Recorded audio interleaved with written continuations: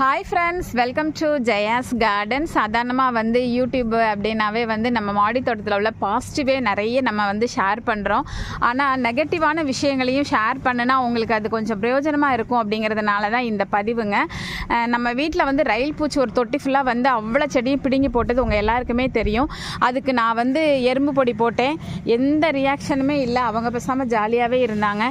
சரின்னு சொல்லிட்டு புகையிலையை ஊற வச்சு போட்டால் சரியாயிடும் அப்படின்னு சொல்லி ஒரு யூடியூப்பில் பார்த்து உடனே மயக்கமானதெல்லாம் கூட பார்த்தேங்க.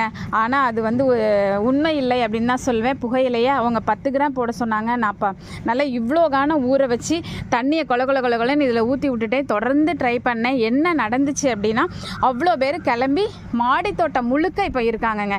எல்லாரும் வேகமாக தொட்டியை விட்டு கிளம்பி வெளியே வந்துட்டாங்கங்க. என்ன பண்ணுறதுன்னே தெரில. இப்போ பார்த்தீங்க அப்படின்னா மாடி தோட்டத்தில் பார்க்குற இடமெல்லாம் ரயில் பூச்சி. அவ்வளோ பேர் அந்த தொட்டியை விட்டு கிளம்பி